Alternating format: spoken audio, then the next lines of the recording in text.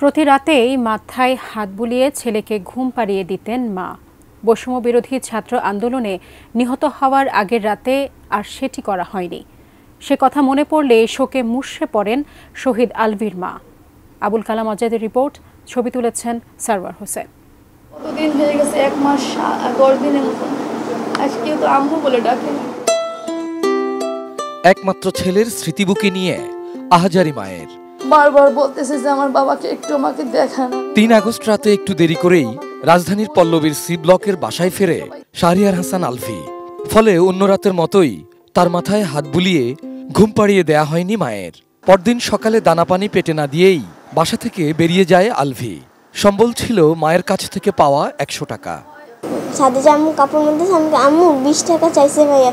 ঠিক আছে, আম্মু বললো কি আমার দরজার পিছনে আমার ব্যাগে 100 টাকা ওকে দিয়ে দে।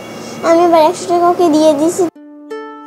আদরের ছোট্ট বোনটি তখনও টের পায়নি তার ভাই যে আর জীবিত ফিরবে না, যে কিনা টাকা জমিয়ে মাঝে মধ্যে বোনের জন্য চকলেট বিস্কুট নিয়ে বাসায় ফিরত। সন্ধ্যাবেলা আসতো আমার জন্য একটা চকলেট নিয়ে আসতো, আমার একটা চিপস বিস্কিট নিয়ে আসতো আমার জন্য। দেশ টেকনিক্যাল স্কুলের 9ম শ্রেণীর ছাত্র ছিল আলভি। 4 আগস্ট মিরপুর 10 নম্বরে ছাত্র আন্দোলনে যোগ দিয়েছিল সে। এক পর্যায়ে খালাতো ভাই রাজুর সাথেও দেখা হয় তার। সাডেনলি আমার খুব তৃষ্ণা লাগে এবং এরকম রৌদ্র ছিল, তো তখন আর কি ওকে বললাম যে ভাই দেখতো কোথাও পানি পাওয়া যায় কিনা, পানি পাইলে খুব একটু আমাকে দে আয়না। তো আমি বলতে না বলতে 2 থেকে 3 মিনিটের মধ্যে দেখি যে পানি বান্দা আমাকে এনে দিয়ে দিচ্ছে। 100% কপার কন্ডেন্সারে তৈরি ভিশন ফ্রিজ, তাই গুণে মানে অটুট থাকে বছরের পর বছর। এরই মধ্যে বাবার ভয়ে বাসায় না ফিরলেও একই ভবনে নানুর বাসায় গিয়ে সেদিন বিকেলে একটু বিশ্রাম নেয় আলভি। পরে সেখান থেকে আবারও আন্দোলনে যোগ দেয়। সন্ধ্যার ঠিক আগ মুহূর্তে তার পেটে গুলি লাগে। পরে তাকে একটি হাসপাতালে নেওয়া হয়। ডান পাশ থেকে গুলি করে বাম পাশে নাড়ি বুড়ি সব বের হয়ে গেছে।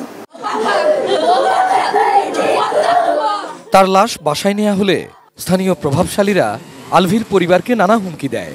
কাছের মসজিদের কেউই সহযোগিতা করেননি। পরে বাসা থেকে একটু দূরে কালশি এলাকার একটি মসজিদের লোকজন এগিয়ে আসেন। আওয়ামী লীগের কিছু লোকজন ছিল, তারা বলতেছে যে শীঘ্রই এখানে লাশ আপনাদের পালায় যেতে হবে। কবল মসজিদের যে সে বলছে যে এটা এই লাশের এখানে গোসল হবে না, এখানে জানাজা হবে না। হুমকি পাওয়ায় রাতে প্রায় 3 ঘন্টার মধ্যে কালশি কবরস্থানে দাফন করতে হয় শিক্ষার্থী আলভিকে। ছেলের মৃত্যুতে দিশাহারা পুরো পরিবার। আলভির বাবা 4 মাস ধরে বেকার, মা বেশ কয়েক বছর ধরেই সেলাইয়ের কাজ করে সংসার চালান। একমাত্র ছেলের হত্যাকারীদের বিচার চায় আলভির পরিবার। আমার ছেলেকে যারা হত্যা করছে তাদের আমি শাস্তি চাই। Abul Kalam Azad, ATN news, Dhaka.